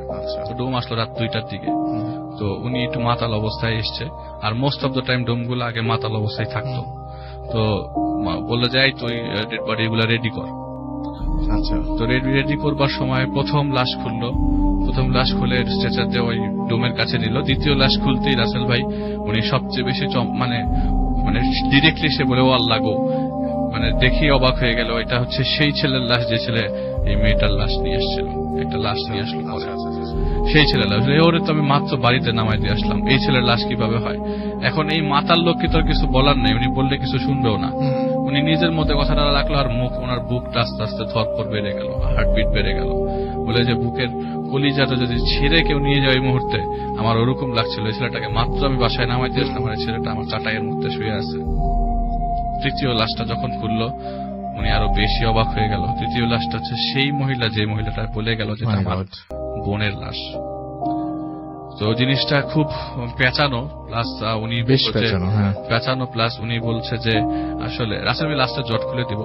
পেঁচানোটা এরকম যে বলে যে আমি আমার এত বছরের লাইফে এতগুলা লাশ আমার হাতের উপর দিয়ে গেল, কত মানুষকে লাশ বুঝাই দিলাম, কত মানুষকে বুঝাতে পারলাম না, কবর দিয়ে দিলাম, অথচ এই 2টা লাশের সাথে আমার সাথে এরকম ভাবে ঘটলো যে 2টা লাশ স্বয়ং আমার সামনে একটু আগে ছিল। আমার মনের অবস্থা কিরকম, আপনার কেমন হতে পারে রাসেল ভাই আমি জানি না। আমি নিজে যখন চিন্তা করি এই জিনিসটা ভাবে নিজেকে বসে, তখন মাথা টাথা উল্টা পাল্টা হয়ে যায়। তো বললো যে লাশ সবজি কাজ যখন শেষ, পরের দিন সকালবেলা সেই ছেলেটার লাশ নিতে আসে তার পরিবারের লোকজন, আর পরিবারের লোকজন তো তার পরিচিত। এখন পরিবারের লোকজনদেরকে যদি সেই কথা বলে যে আমি ওর সাথে গতকালকে রাত বিকালবেলা মিট করেছিলাম, বলে আরো বেশি ভয় পেয়ে যায়, আরো বেশি ভয় পাবে। হ্যাঁ, সেটাই। তো তুমি আর এগুলি কথাগুলো কাউকে কিছু না বলে লাশ হস্তান্তর করে দেয়। আর সবচেয়ে কষ্ট হচ্ছে যে ওই মেয়েটার লাশ আর কেউ শনাক্ত করতে আসে নাই। মেয়েটার 2 পাশ বিভক্ত ছিল আর ফুলে গেছে যে, কিন্তু যখন মেয়েটার সাথে কথা বলে ওই মুহূর্তে ফোলা ফাঁপা দাগে নেই, যে ওই চেহারাটাই ফুলে আছে, এটা একদম পরিষ্কার। তো পরে লাশ মাঝখান দিয়ে জোড়া দিয়ে দেয় ডোম, এবং ওই লাশটা দাফন করার জন্য তিনি নিজে গভর্নমেন্ট প্রসেস কমপ্লিট করে দাফনের ব্যবস্থা করে, নিজে দাফন করে জানাজার করে, তারপরে লোকজন নিয়ে নিজে দাফন করে, তারপরে খান্ত হয়। তো রাসেল ভাই উনি বলে যে আমার এতদিনের অভিজ্ঞতায় কখনো এরকম ভাবে 2টা লাশ আমার সামনে দিয়ে এসে চলে যাবে আমি কখনো কল্পনাও করতে পারি নাই। আর মোস্ট ইম্পর্টেন্ট কথা হচ্ছে রাসেল ভাই এইটার একটা কানেকশন উনি বলল যে পরবর্তীতে জানা গেছে যে আশেপাশের প্রত্যক্ষদর্শীরা যারা দূর থেকে দেখছে তারা বলছে যে এই ছেলেটা একটা মেয়ে বাঁচাইতে গেছিল। এখন এটা কোন মেয়ে? মাঝখানে ছেলেটা একটা মেয়ে তখন ওই মুহূর্তে কাটা পড়ে, আর একটা ছেলে দৌড়ে বাঁচাতে যায়, ওই মুহূর্তে 2জনই মারা যায়। পুলিশ কেস হবে দেখে কেউ কারো কাছে আগাই যায় নাই। তো মেয়েটার লাশটা পরে ছেলেটা যেভাবে নিয়ে আসছে, ছেলেটা কি করে ট্রেনের সাথে বাড়ি খায়, বাড়ি খাওয়ার পরে দূরে ছিটকে পড়ে, আর মেয়েটা মাঝখান থেকে কাটা পড়ে যায়। তো এইভাবেই রাসেল ভাই কানেক্ট, মানে উনি বলেছে হয়তো বা এইভাবেই কানেক্টেড হয়েছিল, হ্যাঁ স্বাভাবিকভাবেই কানেক্টেড আর কি। এটাই ছিল রাসেল ভাই ঘটনা। অনেক আসসালামু আলাইকুম রাসেল ভাই। ভাইয়া যে ঘটনাটি অনেকদিন পরে আসলাম, যে ঘটনাটা আজকে শেয়ার করব, তিনি আমার খুব ক্লোজ ছোট ভাইয়ের একটি বড় ভাই আর কি। জি। তো ঘটনাটা 81-82 দিকে, ঘটনাটা প্রায় অনেকদিন আগের কথা, অনেকদিন আগের। তো মফস্বলে থাকতেন তিনি তখন, এখন ঢাকায় থাকেন কিন্তু তখন তিনি মফস্বলে থাকতেন। মানে আমি একদম তার সামনে বসে ঘটনাটা নেই, সে একটু গ্রামের ভাষায় কথা বলে, যেহেতু সে এখানে ডেলিভার দিতে পারবে না। কিন্তু আপনি বলছিলেন যে উনি খুব চমৎকার করে গুছিয়ে খুব সুন্দর করে গুছিয়ে বলে আর কি। খুব সুন্দর করে, মানে পলার ডিজাইন ঘড়ির থেকে শুরু করে পায়ের নখ পর্যন্ত খুব সুন্দর করে সে খুব সুন্দর করে বলে। তো যেটা হচ্ছিল যে উনি যখন এরকম 81-82 দিকে গ্রাম মানে মফস্বলে ছিলেন আর কি, স্কুলে পড়তেন। তো যে আমি রাসেল ভাই শুরু থেকে আপনাকে বলেছিলাম যে যারা একটু আল্লাহর পথে মেহনত করেছেন আর কি, তিনি সেই দলের মানুষ আর কি, যে দাড়ি ওঠার পর থেকে সে কখনো শেভ করেন না আর কি, এখনো পর্যন্ত সে অবস্থা, মানে সে খুব মানে নামাজি একজন মানুষ আর কি, খুবই পায়াস একজন লোক। তো গ্রামে তখন রাসেল ভাই, এখন তো অনেক মানে ইসলামিক জিনিসপত্র, অনেক ম্যাটেরিয়ালস চলে এসছে সবার হাতে হাতে, মোবাইল ফোন, ইউটিউব। তখন রাসেল ভাই ওই মফস্বল গুলাতে মাহফিল হতো, মাহফিল গুলাই ছিল ভরসা। তো মাহফিলে দাওয়াত পেত, যখন লোকজন পোস্টার পেত তখন তারা এইরকম মাহফিলে মুভ করতো আর কি। তো একটা মাহফিলে একজন পীর আসবেন এরকম কিছু একটা, তো তিনি দাওয়াত পান, পোস্টার দেখেন, তো তিনি দেখেন যে তার বাড়ি থেকে প্রায় 10 মাইল দূরে মানে যে মাহফিলটা হবে। তো তিনি বিকাল বেলায় রওনা দিয়ে চলে গেলেন, তখন পায়ে হেঁটেই মোটামুটি যাত্রা করতে হতো আর কি, এত রিক্সাও ওই জায়গায় ছিল না। ঢাকাতেই 82 সালে রিক্সা কয়টা ছিল কে জানে, আমি তো তখন জন্ম হইনি রাসেল ভাই, যদিও বলতে পারবো না। তো তখন মফস্বলে রিক্সা তো প্রশ্নই ওঠে না। তো তার বাড়ি থেকে প্রায় 10 মাইল দূরে দুটা বাড়ি ক্রস করে যেতে হইতো। এক একটা বাড়ি থেকে ডিস্টেন্স ছিল প্রায় 3.5 মাইল। তার মোটামুটি ওই বাড়িগুলোতে বাড়িতে একটা বাড়িতে তার যাওয়া আসা প্রায় ছিল রেগুলার তার বাড়ি থেকে। তো যাই হোক, সেদিন মানে আপনার মাহফিলে চলে যায়। তো মাহফিল শুরু হয় সন্ধ্যার দিকে। আচ্ছা। তো সেটা এক্সটেন্ড করতে করতে রাত প্রায় 3টা বেজে যায়। আচ্ছা। তিনি বললেন যে আমি মাহফিলে প্যান্ডেলের নিচে বসে আছি, এমন সময় খুব ঝড়ো বাতাস, মানে বাতাসের সাথে ঠান্ডা, মানে বাতাসের ঠান্ডাতেই বুঝে যাচ্ছিল যে খুব বড় একটা ঝড় আসবে এখন, যে ঝড়টা খুব ভয়ঙ্কর ঝড় হবে, এরকম তার মনে হচ্ছিল যে এখনই সেফ সাইডে চলে যাওয়া দরকার। তো চিন্তা করতে করতে ঝড় চলে এসে পুরো প্যান্ডেল সব উড়িয়ে দিল। একটা মাঠে হচ্ছিল, তো প্যান্ডেলটা উড়ে গেল। উড়ে গিয়েছে ঠিক কিছু দূরে একটা বিল ছিল, তো বিলের পাশে আপনার এই মাহফিল হলেই দেখা যেত যে ওই মুড়ি মুরকি, তারপরে মুরালি, সব মানে খাওয়া দাওয়ার দোকান বসতো আর কি টুকরিতে। তো সে কি করলো, ওই দোকান থেকে কিছু নিয়ে খেলো, কারণ ওই মাহফিলের যে সিন্নি সেটা দিতে নাকি আপনার ফজরের নামাজের আগে দিবে আর কি, এরকম কিছু একটা শোনা যায়। তো বলে যে এতক্ষণ তো ওয়েট করা যাবে না, প্লাস প্যান্ডেল উঠে গেছে, আমাকে এখন বাড়ির দিকে যেতে হবে। তো সে ডিসিশন নিয়ে ফেলায় তখন যে না, আমি হালকা কিছু খেয়ে রওনা দিয়ে দিব বাড়িতে। 10 মাইল রাস্তা রাসেল ভাই হেঁটে যাওয়া তো মুখের কথা না, অনেকক্ষণ হেঁটে যেতে হবে। তো সে কিছু জিনিস খেয়ে দিয়ে ওই জায়গা থেকে রওনা দিয়ে দেয়, কারণ ওইখানে তার পরিচিত কেউ ছিল না। যতটুকু বয়ান সে শোনার কথা সে শুনেছে, ওখান থেকে শোনার পরে সে ঘড়িতে দেখলো 3টা 1 বাজে। তখন সিকো ঘড়ি আসছে বাংলাদেশে, মানে বাংলাদেশে না, আমি কখন আসে যাই না, তিনি বলছে নতুন নতুন সিকো ঘড়ি তার হাতে এসছে আর কি। তো দেখে সে চাপ দিয়ে লাইট জ্বলে এরকম আর কি। তো দেখে সে বললো যে না, 3টা 1 বাজে, আমি এখন রওনা দিব। বাড়ির দিকে রওনা দিচ্ছে সে। তো বাড়িটা যেতে গেলে তার ক্ষেতের মাঝখান দিয়ে যে আলগুলো আছে দিক দিয়ে হেঁটে যেতে হবে, কারণ যে রাস্তাটা আছে একটাই রাস্তা, মানে এছাড়া অন্য কোনো রাস্তা নাই। আচ্ছা। মাহফিলটা যে জায়গায় হচ্ছে, তো ক্ষেতের মাঝখান দিয়ে প্রায় আধা ঘন্টার বেশি সময় হাঁটার পরে তিনি একটা বাড়ি দেখতে পেলেন। তো বাতাসের তীব্রতা রাসেল ভাই খুব বেশি বেড়ে যায় ওই মুহূর্তে, প্রচন্ড বাতাস বইতে থাকে। তিনি কি করলেন, একটা বাড়ি দেখতে পেলেন। ওই বাড়িটার কাছে যাওয়ার পরে একটা ঢিবির মতো জায়গা পেলেন, এবং পাশে খড়ের যে স্তূপ, সুন্দর স্তূপ গুলা গ্রামের বাড়িতে দেখা যায়, সেই খড়ের স্তূপ পাশে দেখতে পেলেন। এমন সময় বৃষ্টি নামা শুরু হলো, গুড়ি থেকে প্রচন্ড জোরে বৃষ্টি, মানে মিডিয়াম, এত প্রচন্ড জোরে মানে কি, মানে এক দাঁড়াতেই সে মিনিটের মধ্যে ভিজে যেত, এরকম অবস্থা কি। তো সে একটা গাছের নিচে দাঁড়ালো। গাছের নিচে কিছুক্ষণ দাঁড়াতেই রাসেল ভাই বিদ্যুৎ চমকাচ্ছে। এমন সময় তার চোখটা পেছনের দিকে, মানে সে পেছনে ফেরার পরপরই দেখলো যে বিদ্যুৎ চমকাচ্ছে, আর তিনি একটা লোককে খুব পরিষ্কার ভাবে দেখতে পাচ্ছে ঠিক পেছনে, তার থেকে 20 ফিট দূরে হবে, হাইয়েস্ট 20 ফিট দূরে হবে। তো তিনি জিজ্ঞেস করলো যে এই বাড়িটা কোনটা, মানে এর আগেও তো তিনি এই জায়গা দিয়ে পাস করেছে, যে এই বাড়িটা তিনি আগে দেখেন নাই। তো জিজ্ঞেস করলেন যে এই বাড়িটা আসলে কোন বাড়ি। 1-2 বার জিজ্ঞেস করলো, কিন্তু ওই লোকটা কোনো অ্যান্সারও নাই, ওই জায়গা থেকে সে নড়ছেও না, এমন ভাবে দাঁড়িয়ে আছে, মনে হচ্ছে যে ওখানে যদি কেউ ধাক্কা দিয়েও ফেলে দেয় উনি ওই জায়গায় পড়ে থাকবে, মানে কোনো কথা বলবে এরকম। কিছুক্ষণ জিজ্ঞেস করলো, প্রায় 4-5 বার জিজ্ঞেস করার পরও কোনো অ্যান্সার না পাওয়ার পরে উনি টিভিতে দেখলেন যে মেঘ, মানে বিদ্যুৎ চমকাচ্ছে, খুব খুব বিদ্যুৎ চমকাচ্ছে। ওই জায়গাটা তার কাছে মনে হয় যে না, এই জায়গায় থাকলেও রিস্কি, কারণ ক্ষেতের মাঝখানে প্রচুর মানুষের বিদ্যুৎ চমকে মরে যাওয়ার ঘটনা তিনি শুনেছেন। তো বললেন যে না, আমি এখন এই জায়গাতে নিজে চিন্তা করেন, এই জায়গায় না বাড়ির ভিতরে ঢুকে একটা আশ্রয় তো পাবো, কারণ এখন রাত্রে 3:35 উপরে বাজে, 3:30 উপরে বাজে। এত রাতে আমি কি করবো, উনি চিন্তা করলেন যে ঘরের ভিতরে, ওই বাড়ির ভিতরে ঢুকে যাবে। তো গাছপালা ক্রস করে, একটা আমড়া গাছ ছিল নাকি, একটা আম গাছ ক্রস করে বাড়ির ভিতরে ঢুকে যায়। একটু উঁচু, বাড়িটা একটু উঁচু আর কি। উপরে ওঠার পরে ওই বাড়ির দিকে ঢুকতে হাতের বাম পাশে, ঘরটা পশ্চিম দিকে ছিল, তো ঢুকতেই সেই বাড়ির যে আপনার ঘরের বাইরে যে বারান্দার মতো থাকে না, টিনের চালা দিয়ে বারান্দার মতো বসার লোক বসার জায়গাটা আর কি, সেই জায়গায় সে একটু আশ্রয় দেয়, হুটি হয়ে বসে। কারণ সে ভিজে একদম ভিজে শেষ হয়ে গেছিল আর কি, পায়ে কাদা টাদা লেগে আছে। তো কিছুক্ষণ থাকার পর তিনি খুব ভয়ে ছিল। রাসেল ভাই আপনাকে বলি, আসলে এই লোকটা খুব সাহসী ছিল, মানে ওই এলাকার মধ্যে তিনি অনেক সাহসী ছিল। যে কোনো কাজ, যে কোনো কিছু কেউ জিজ্ঞেস করার আগে বা কেউ হুকুম দেওয়ার সাথে সাথে সে করে দিত কাজটা। তো সেই মানুষ এখানে যে ভয় পাচ্ছে, যে আসলে কি নাকি জিজ্ঞেস করবে, কি নাকি মানুষ মনে করে, এই জায়গায় চুপচাপ বসে থাকি, যদি জিজ্ঞেস করে তাহলে বলবো যে আমি অমুক বাড়ির লোক, মাহফিলে আসছিলাম, বৃষ্টির কারণে এখানে আশ্রয় নিয়েছি। কেমন চোরের মতো লাগছে তার নিজেকে। এমন সময় তিনি দেখলেন যে দরজাটা বাতাসে বাড়ি খাচ্ছে। যে ঘরের মধ্যে সে বসে আশ্রয় নিলেন, সেই জায়গায় ঘরের দরজাটা বাতাসে বাড়ি খাচ্ছে। একটা ফাঁকে বাতাসে বাড়ি খাওয়ার পর বাড়ি খাওয়ার সাথে সাথে যে হালকা ফাঁকা দেখা যাচ্ছিল, তাতে দেখা যাচ্ছে একটা কপি ভেতরে জ্বলছে। কি জানি মনে করে তিনি ঘরের ভেতরে ঢুকলেন। ঘরের দরজাটা আস্তে করে খুললেন। চাচ্ছিলেন যে যেহেতু ঘরের দরজা বাড়ি খাচ্ছে, হয়তোবা ঘরে কেউ নাই অথবা কেউ আছে জানেন না, তাকে জানানো দরকার বা জাগানো দরকার বা কিছু একটা বলা দরকার।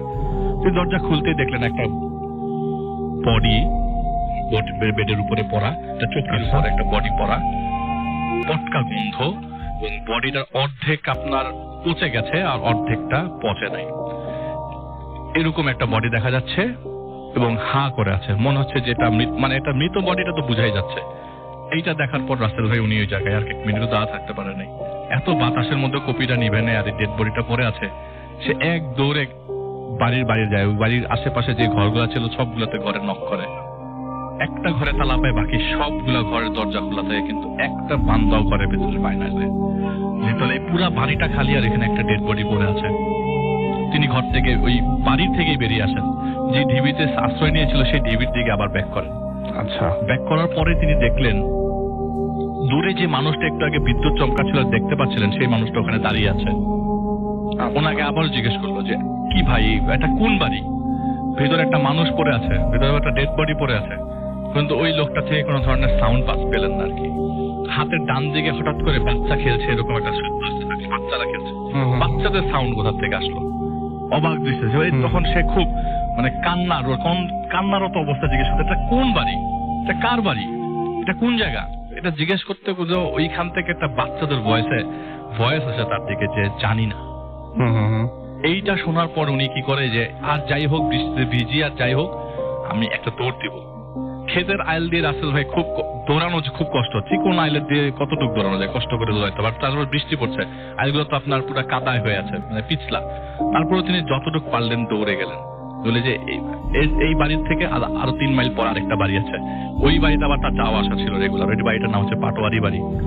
তো সে ওই দিকেই মুখ করে, ওই পাটোয়ারি বাড়ির দিকেই মুখ করে সে দৌড় দিল আর কি। প্রায় মনে হচ্ছিল যে 1 মাইল দূর আমি হেঁটে ফেলেছি, মানে দৌড়ালাম। এখন হাঁটা শুরু করলাম, পিছনে বাড়িটা রেখে আসছি।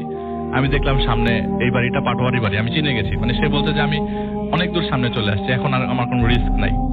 আমি দৌড়ে গিয়ে ওই পাটোয়ারি বাড়িতে এক পরিচিত লোক ছিল আর কি, সেই পরিচিত লোকের সাথে দেখা করবে, ঘরে ঢুকবে। তো সে বাড়ির ভিতরে ঢোকার পরে সেই স্ট্রাকচার রাসেল ভাই, একটু আগে যে বাড়িতে সে ঢুকেছিল একই স্ট্রাকচার, সেম স্ট্রাকচার। সে ঘুরে ওই জায়গায় আবার আসছে। আসার পরে সে সেই ঘরটা দিয়ে ঢুকলো, মানে সেই ঘরের সামনেই আসলো, যে ঘরের সামনে একটু আগে সে আশ্রয় নিয়েছিল। চলে, আরে হ্যাঁ, আমি তো এত দূর দৌড়ে আসলাম, আমি কি আবারও একই জায়গায় আসলাম? এটা কিভাবে সম্ভব? আমি তো ওই বাড়ি রেখে সামনের দিকে দৌড় দিছি, আমি আবার এখানে কিভাবে আসলাম? তার কাছে খুব অবাক লাগতে থাকলো। এবং সবচেয়ে বেশি অবাক লাগার সাথে সাথে সে এত দোয়া পড়ছে, এত সূরা পড়ছে, কিন্তু কোনো কিছুতেই তার এই ভয়টা যাচ্ছে না, কোনো কিছুতেই কোনো কিছু চেঞ্জ হচ্ছে না। এমন হতে পারতো দোয়া পড়ছে, সে অজ্ঞান হয়ে গেল। এমন হতে পারতো কোনো বিপদ আসছিল, সরে যাচ্ছে বা কিছু। তার কাছে কোনো বিপদও আসছে না, কিন্তু এমন অবস্থা যে তিনি এটা থেকে মানে মুভও করতে পারছে না, সরতেও পারছে না। সেই ঘরের মধ্যে আবার ঢুকলো। সে চেক করার জন্য ঢুকলো যে এটা কি সেই একই ঘর কিনা। সে ঘরে ঢুকলো, দেখলো যে এবার সেই ডেড বডিটাই মানে চৌকির উপর পড়ে আছে, কিন্তু পুরো ডেড বডিটা কাপড়ে মুড়ানো, আর যে বডিটার মাথাটা খালি বের হয়ে আছে কাপড়ের, মানে লাশের মতো দেখা যাচ্ছে, খালি মাথাটা বের হয়ে আছে।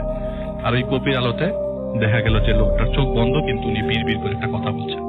কথাটা এরকম যে, ভাই আমাকে একটু কবরটা দিয়ে যান, আমার এখানে খুব খারাপ লাগছে, আপনি কবর না দিয়ে যায় না।